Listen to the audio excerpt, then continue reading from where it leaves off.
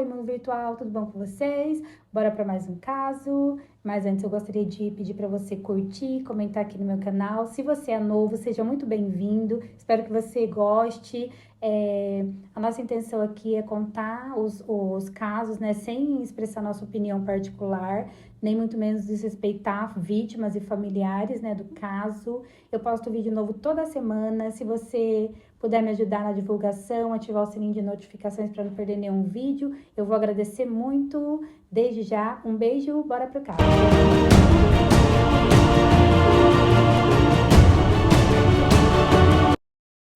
6 de junho de 1995.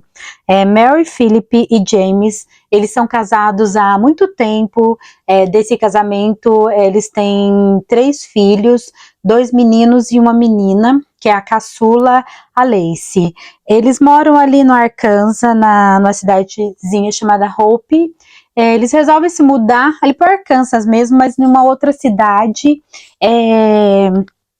Chegando ali, a Mary vai trabalhar no escritório, né, de contabilidade, ela é contadora, então dá tudo certo para eles ali na nova cidade, eles estão muito felizes.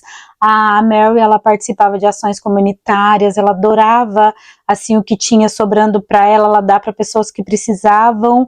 Eles eram uma família muito unidas, eles iam para a igreja aos domingos, eles passavam finais de semana juntos, brincando com os filhos, então era uma família muito feliz. Quem conhecia falava do amor ali, né, entre o marido e mulher e os filhos, até que no dia 6 de junho de 1995, um dia como todos os outros, a Mary sai para trabalhar, né, o escritório que ela trabalhava era lá ali no centro da cidade. Ela leva a Lacey com ela.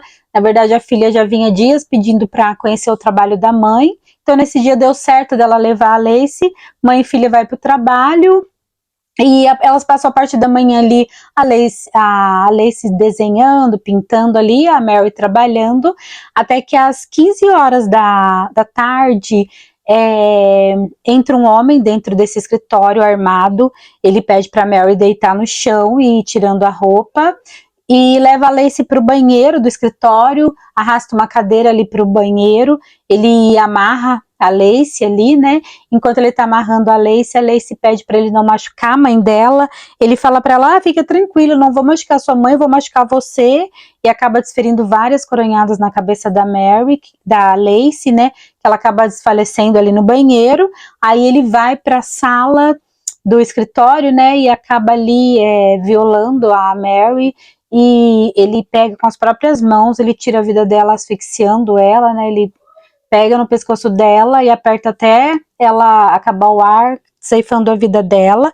Quando ele tá ali finalizando com a Mary, a Lacey acorda no banheiro e começa a gritar desesperadamente pela mãe, pedindo socorro.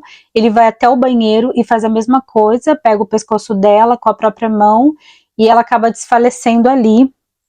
Então, por volta da meia-noite desse mesmo dia, né, do dia 6 de junho, o pai da Lacey, né, ele liga para a polícia, ele fala que a esposa e a filha, né, não voltou para casa, isso não era uma coisa comum, realmente poderia ter acontecido alguma coisa, porque ela nunca tinha feito isso, né, então o policial vai até o escritório para verificar se o carro tá lá, se tem alguma coisa lá. Então ele vê o carro da Mary no estacionamento e ele já vê que tem alguma coisa errada, porque a porta do escritório, meia-noite, está aberta, né, então ele já vai preparado. Quando ele chega na porta do escritório, assim, ele já vê a Mary caída no chão, então ele pede reforço policial e junto com esse reforço vem o investigador. Então ele entra ali, né, vai tirando fotos da cena do crime para documentar, né, aquela cena de crime. Então o policial fala para eles assim que o esposo, né, ligou dando falta da esposa e da filha, então precisavam achar onde estava a Lacey, né? Então quando o policial, né, o investigador entra no banheiro, ele encontra a Lacey, ele fica muito chocado porque ele conta que ele tem uma filha, né, com mais ou menos a idade da Lacey, e vê ela ali naquela cena horrível.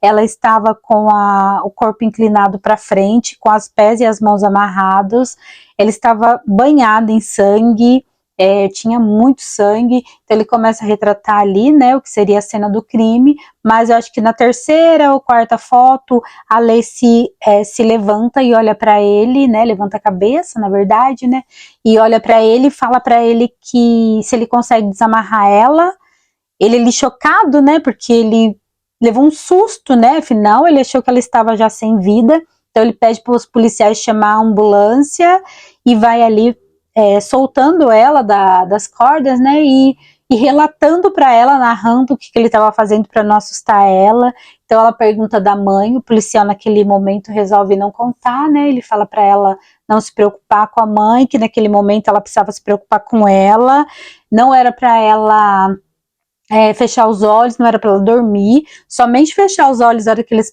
saíssem dali do banheiro para ir para a ambulância, né, para ela não ver a sala que não estava legal.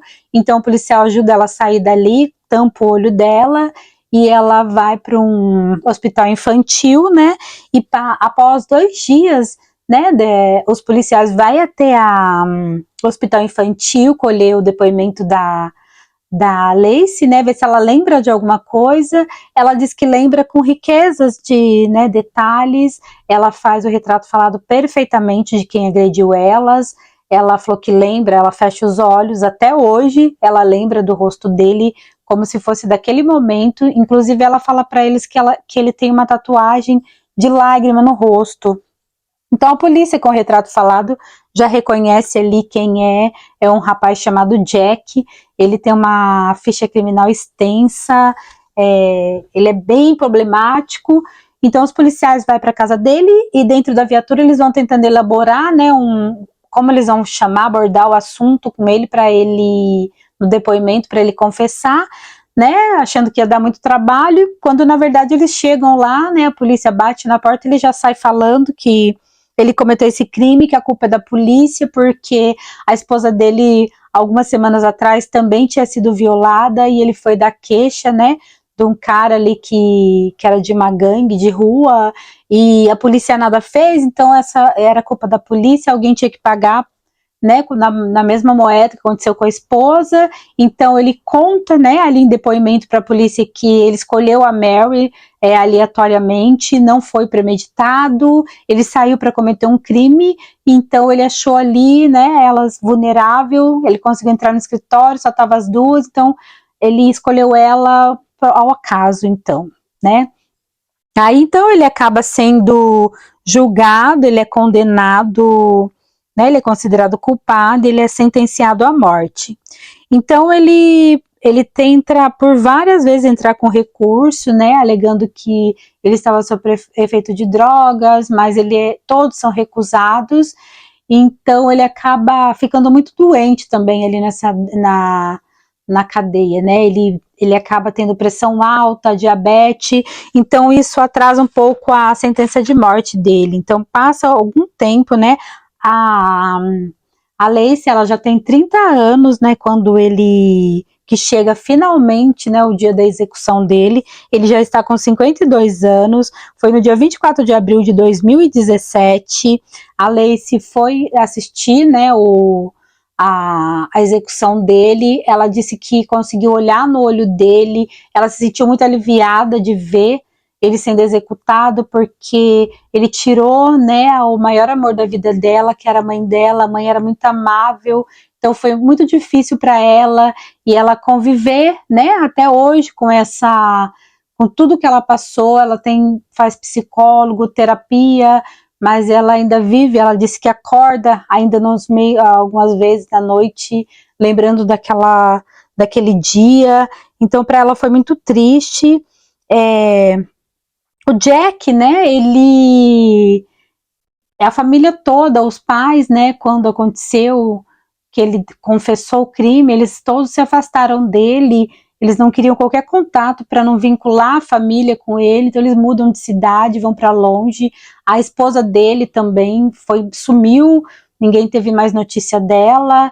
O Jack ficou apenas com uma irmã, que ainda o visitava na prisão, que conversava com ele, inclusive ela deu entrevista contando que o Jack, até uma certa idade, ele foi um bom menino, que eles se davam muito bem, esse desvio de conduta aconteceu na adolescência, porque ele sofreu, né, alguns abusos, então ele passou a usar entorpecentes e álcool, então levou ele a ficar violento, ele começou a agredir todo mundo da casa, inclusive ela, o pai, a mãe. Então, por isso ele começou a usar entorpecentes, a beber. Então ele tinha, já na adolescência ele teve várias passagens também, ele ficou preso na adolescência, então o Jack era uma pessoa bem complicada. Antes da morte dele, ele pediu desculpa para a família da Mary, pediu desculpa para Lacey, né? A Lacey disse que jamais o perdoaria. A Lynn, né, que era a irmã do Jack, tentou conversar com a Lacey, mas ela se negou. A Lynn, né, pediu pro Jack contar para ela se ele tinha cometido somente esse crime ou se teria outros crimes a mais que ele tinha cometido. Então ele escreveu uma carta e falou para ela que após um ano da execução dele, era para ela abrir essa carta para ela ler. Então ela passou alguns dias da morte, da execução dele, né, ela não esperou completar um ano, ela leu a carta, e ele na carta ele confessava mais 2 crimes, era um da Regina, né, a Regina, o crime dela tinha sido arquivado, as pessoas tinham visto ela com um rapaz, né, andando de bicicleta, mas nunca foi localizado. Então o crime dela tinha sido arquivado, mas eles tinham coletado amostra de DNA, porque ela foi encontrada numa floresta nua, né, e tinha sido estuprada e tinha sido morta por esganadura. Então, e também ele confessou um crime de uma moça chamada Lauren, de 31 anos.